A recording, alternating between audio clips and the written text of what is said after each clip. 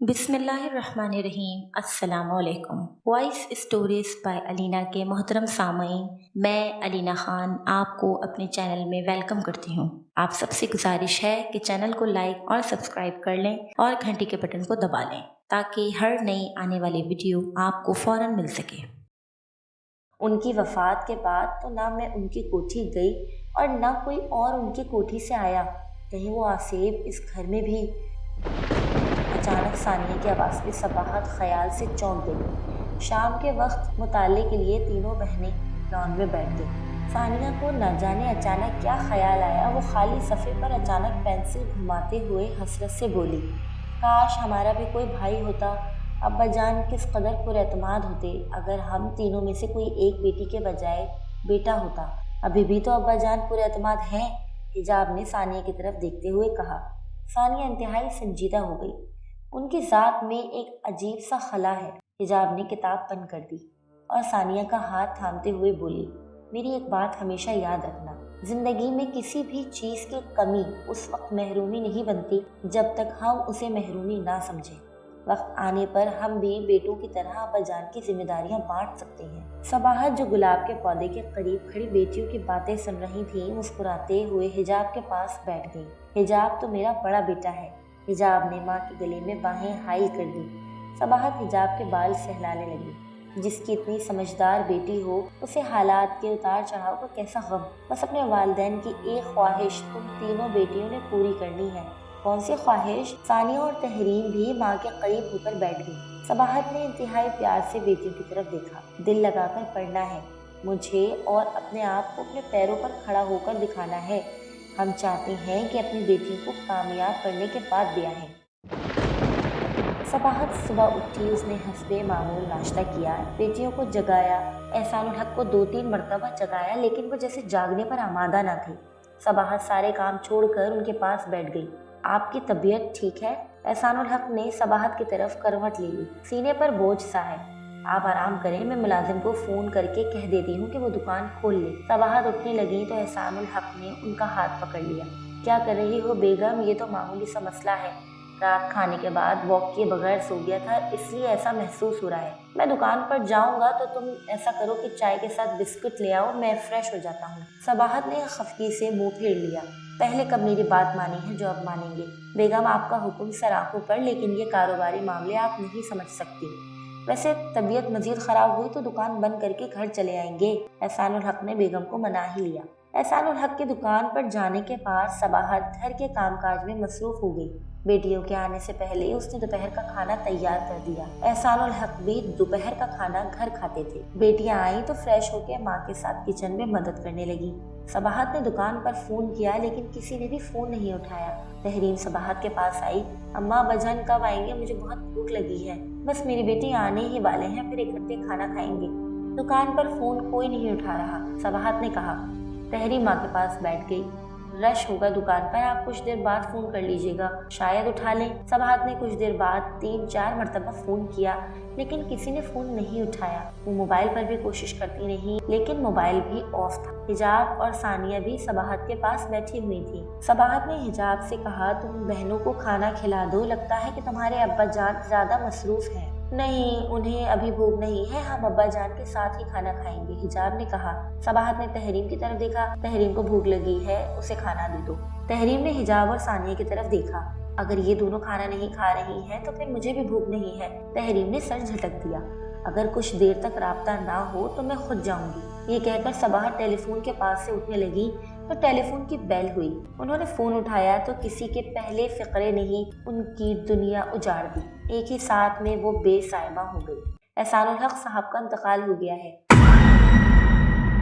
इस फिक्रे के बाद वो बाकी बात सुन न सकी। उनके हलक से चीख निकली और रिसीवर हाथ से छूट गया।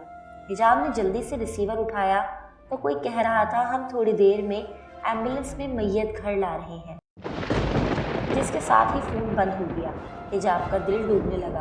उसने माँ की तरफ देखा जो एक कोने में बैठी बिलक बिलक कर रो रही थी। हिजाब सबाहत के पास बैठ गई। अम्मा, टेलीफोन पर वो शख्स किसकी बात कर रहा था? किसकी मैयत वो घर ला रहे हैं? हिजाब के सवाल पर सबाहत और ऊंचा ऊंचा रोने लगी। ان کی تھوڑی اور ہونٹ اس طرح کانپ رہے تھے کہ وہ کچھ بول نہیں پا رہی تھی۔ اتنی دیر میں ایمبولینس کی آواز ان کے کانوں میں ٹکرائی۔ تینوں بہنیں گیٹ کی طرف دوڑیں۔ کچھ لوگوں نے ایمبولینس سے میت نکالی اور اسے لان میں رکھ دیا۔ لاش کے اوپر سر سے پاؤں تک سفید کپڑا تھا۔ صباحت بھی دوڑتی ہوئی چارپائی کے پاس آ گئی۔ احسان الحق کے کچھ قریبی دوست سر جھکائے چارپائی کے قریب کھڑے تھے۔ حجاب ان کے قریب آئی۔ انکل، کس کی لاش ہے؟ اس شخص نے بھیگی ہوئی آنکھوں سے حجاب کی طرف دیکھا اور پھر آگے بڑھ کر لاش کے چہرے سے کپڑا ہٹا دیا۔ ماں بیٹیوں کی درد سے بھری چیخیں فضا میں گونج اٹھی۔ احسان الحق نئے گھر کی خوشی میں رشتہ داروں کو بلانا چاہتے تھے۔ ان کی برادری اکٹھی بھی ہوئی تو کس موقع پر؟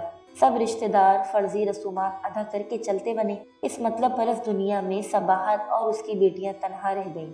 بہت عرصہ ماں بیٹیاں غموں کے اندھیروں میں ڈوبی رہی۔ جن زخموں کو ڈھارس کا مرہم نہ ملے ان زخموں کو وقت ہی بھرتا ہے۔ انہیں بھی جینے کے ڈھنگ آ گئے۔ ان کی آنکھوں میں چمکتے خواب نا امیدی کی بند گلی میں دم توڑ گئے۔ حجاب نے گریجویشن کے بعد ایک سرکاری اسکول میں ٹیچر کی ملازمت کر لی۔ احسان الحق کا جنرل اسٹور ایک سیلز مین چلا رہا تھا جس سے صباحت باقاعدہ حساب لیتی تھی۔ دکان کی آمدنی بہت کم ہو گئی تھی۔ سیلز مین اپنی جیب گرم کرنے کے چکر میں لگا رہتا اور صباحت کو یہی سننے کو ملتا کہ دکان گھاٹے میں جا رہی ہے۔ صباحت نے 2 سالوں میں 10 سال کی مسافت طے کر لی تھی۔ وہ بہت جلدی بوڑھی ہو گئی تھی۔ حجاب گھر آئی تو وہ کافی خوش تھی۔ آج یکم تھی۔ اسے اسکول سے تنخواہ ملی تھی۔ ہر یکم کو اس کا چہرہ ایسے ہی کھل اٹھتا تھا اور جب مہینے کا آخر ہوتا تو اخراجات کی پریشانی اس کا چہرہ افسردہ اور آنکھیں ویران کر جاتی۔ وہ کھوئی کھوئی گھر کے کسی کونے میں کبھی کسی کونے میں بیٹھی رہتی۔ ثانیہ اور تحریم کالج سے کافی دیر پہلے کی آئی ہوئی تھی۔ حجاب آپی، ہم تمہارا کب سے انتظار کر رہے ہیں۔ اتنی زور کی بھوک لگی ہے، آج اتنی دیر سے کیوں آئی ہو؟ تحریم نے چیئر پر بیٹھتے ہوئے کہا۔ حجاب بھی فریش ہونے کے بعد کھانے کی ٹیبل کے پاس بیٹھ گئی۔ آئندہ تم میرا انتظار مت کرنا، کھانا کھا لیا کرنا۔ میں نے 4 ٹیوشنز لی ہیں جو میں اوور ٹائم میں اسکول میں ہی پڑھایا کروں گی۔ پھر اس نے صباحت کی طرف دیکھا جو بیٹیوں کو کھانا سرو کر رہی تھی۔ اماں، کل سے میں لنچ ساتھ لے جایا کروں گی۔ تحریم نے بے دلی سے لقمہ منہ میں ڈالا۔ ہاں لے جایا کرنا، یہ دال کا سوپ، اسکول والوں کو بھی پتہ چل جائے گا کہ ہم گھر میں کیا کھاتے ہیں۔ حجاب نے غصے سے تحریم کی طرف دیکھا۔ ہمیں لوگوں سے کیا لینا، شکر کرو کہ بھوکے نہیں سوتے۔ تحریم نے کھانا چھوڑ دیا۔ کھانے سے زیادہ میں روز کے ان لیکچروں سے تنگ آ گئی ہوں۔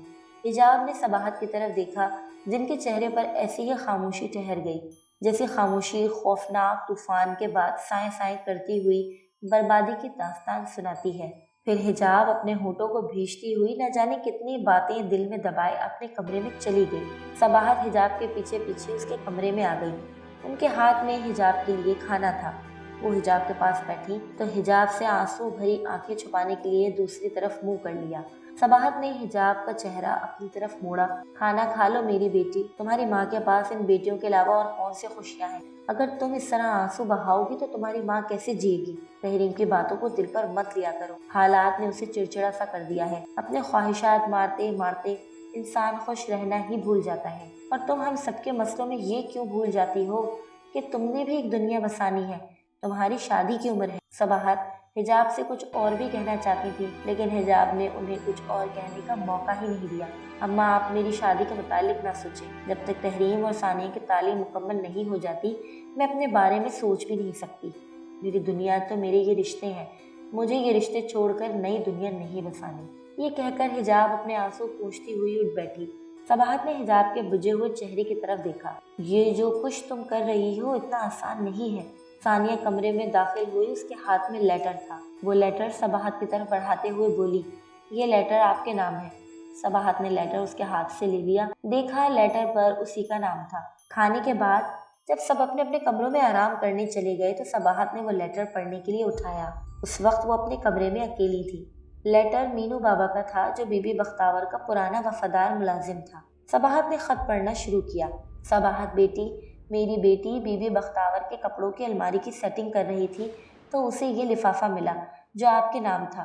غالباً بی بی بختاور یہ لفافہ آپ تک پہنچانا چاہتی تھی لیکن زندگی نے انہیں اتنا وقت نہیں دیا، اس لیے ان کا یہ کام میں کر رہا ہوں۔ صباحت نے لفافہ کھولا تو اس کی ساری توجہ اس لیٹر کی طرف ہو گئی۔ وہ لیٹر پڑھنے لگی تو حجاب اور دونوں بہنیں صباحت کو کھانے کے لیے لے گئیں۔ صباحت کھانے کے دوران اس لفافے کے بارے میں سوچتی رہی۔ انہوں نے جلدی جلدی کھانا کھایا اور لفافہ پڑھنے کے لیے حجاب کے کمرے میں چلی گئی۔ انہوں نے لفافہ اٹھایا اور حجاب کے کمرے میں کھڑکی کے پاس جا کر کھڑی ہو گئی۔ انہوں نے لفافہ کھولا تو اس میں 4 لائنز لکھی ہوئی تھیں۔ صباحت، میں نے بہت کوشش کی کہ تمہیں اس آصف سے چھٹکارا دلا دوں، لیکن وہ آصف جس گروہ سے تعلق رکھتا ہے اس کی طاقت کے آگے میرا بڑے سے بڑا علوم بھی محدود ہو جاتا ہے۔ لیکن اپنی جادوئی کرامات سے میں نے اس آصف کو 2 سال کے لیے قید کر دیا ہے۔ اگر زندگی رہی تو 2 سال کے بعد پھر اس مسئلے کا حل نکالوں گی، لیکن زندگی کا کیا بھروسہ۔ تمہیں خبردار کرنا چاہتی ہوں کہ وہ آصف 2 سال کے بعد حجاب کی زندگی میں واپس آ جائے گا۔ اللہ حافظ۔ صباحت کے کانپتے ہاتھوں سے رقعہ چھوٹ گیا۔ ان کا چہرہ پسینے سے شرابور ہو گیا۔ مارے گھبراہٹ کے وہ لمبے لمبے سانس لینے لگی، کیونکہ وہ جانتی تھیں کہ 2 سال کا عرصہ تو پورا ہو گیا ہے۔ حجاب کمرے میں داخل ہوئی تو صباحت نے رقعے کو اپنے پیروں سے چھپا لیا۔ حجاب ماں کے قریب آئی۔ اماں، کیا بات ہے؟ آپ کی طبیعت تو ٹھیک ہے نا؟ اس قدر پسینہ کیوں آ رہا ہے؟ کچھ نہیں بیٹا، بس مجھے ذرا پانی لا دو، صباحت نے کہا۔ حجاب پانی لینے کے لیے دوسری طرف پلٹی تو صباحت نے جلدی سے رقعہ اپنی مٹھی میں کس لیا۔ حجاب پانی کا گلاس لائی۔ صباحت نے پانی پیا۔ نماز کا وقت ہو گیا ہے، میں جا کر نماز پڑھتی ہوں، یہ کہہ کر صباحت وہاں سے چلی گئی۔ حجاب بھی وضو کر کے نماز پڑھنے لگی۔ نماز کے بعد وہ کوئی اچھی سی کتاب لے کر بیٹھ گئی۔ ثانیہ اور تحریم بھی اس کے کمرے میں آ گئی۔ تحریم کی یہ عادت تھی، پہلے ایسی بات کہہ دیتی جس سے کسی کو اذیت ہوتی، بعد میں تحریم اپنی ہی کہی بات پر پچھتاتی۔ ابھی بھی وہ خاموشی سے ترچھی نظر سے حجاب کو دیکھ رہی تھی جو کتاب پڑھنے میں مگن تھی۔ تحریم حجاب کے قریب ہو کر بیٹھ گئی۔ آپی سوری، مجھے ایسا نہیں کہنا چاہیے تھا، پتہ نہیں مجھے اچانک کیسے شدید غصہ آ جاتا ہے۔ کب تک ہم یہ مفلسی کی زندگی گزاریں گے؟ حجاب نے کتاب بند کر دی اور تحریم کی آنکھوں میں جھانکا جس میں بے پناہ سوال تھے۔ شاید ہم نے اچھے وقتوں میں اپنے پروردگار کا کم شکر ادا کیا ہوگا، لیکن انسان تو وہ ہے جو ہر حالات میں حوصلے سے کام لے۔ تم اس پر مطمئن نہیں ہو کہ ہمارے پاس اتنا ہے کہ ہمیں کسی کے آگے ہاتھ نہیں پھیلانے پڑتے۔ اپنی ذات کے اعتماد کے لیے یہ بات کافی نہیں۔ تحریم حجاب سے لپٹ گئی۔ کوشش کروں گی کہ اس طرح خفا نہ کروں آپ کو۔ اچھا چلو مجھے چھوڑو اور اٹھ کے جا کے نماز پڑھو۔ حجاب نے اس کے کندھے پر ہلکی سی تھپکی دی۔ حجاب فجر کی نماز کے لیے اٹھی تو اس نے دیکھا کہ صباحت کے ہاتھ میں پانی کا گلاس ہے اور وہ گھر کے کونوں میں پانی چھڑک رہی ہے۔ حجاب صباحت کے قریب گئی تو وہ ہڑبڑا گئی۔ اماں، کیا بات ہے؟ اس قدر گھبرائی ہوئی کیوں ہے؟ اور یہ پانی؟ صباحت نے حجاب کی طرف دیکھا تو ان کی آنکھوں کے سیاہ حلقے بتا رہے تھے کہ وہ رات بھر نہیں سوئی۔ انہوں نے حجاب سے نظریں چراتے ہوئے پانی کا گلاس میز پر رکھ دیا۔ یہ دم کیا ہوا پانی ہے، چاروں کونوں میں چھڑک رہی ہے تاکہ برکت ہو۔ جیسی آپ کی مرضی، لیکن مجھے آپ کی صحت ٹھیک نہیں لگ رہی۔ آج میں آپ کو ڈاکٹر کے پاس لے جاؤں گی۔ حجاب نے ماں کے شانے پر سر رکھ لیا۔ صباحت نے حجاب کے سر پر ہاتھ پھیرا۔ مجھے کچھ نہیں ہوا، بس ذرا پریشانی ہے۔ میری اس بیماری کا حل دواؤں میں نہیں، دعا میں ہے۔ میں کسی بزرگ کے آستانے پر جانا چاہتی ہوں۔ حجاب نے مسکراتے ہوئے کہا، بس اتنی سی بات، ہم کل ہی کسی بزرگ کی زیارت کے لیے جائیں گے۔ یہ کہہ کے حجاب نماز کے لیے اپنے کمرے میں چلی گئی۔ حجاب تو اپنے کمرے میں چلی گئی، لیکن صباحت کسی گہری سوچ میں ڈوب گئی۔ کسی بزرگ کے مزار پر جانے کی بات پر انہیں اپنے مرحوم شوہر کی بات یاد آ گئی، جو کہتے تھے کہ جب تک ہمیں کوئی مامرائی مخلوق نہیں ستاتی، ہماری بیٹی حجاب ٹھیک ہے تو کوئی ضرورت نہیں۔ وہ خداوند کریم کے حضور سجدہ ریز ہو گئی۔ آپ ہی ہماری حفاظت کرنے والے ہیں۔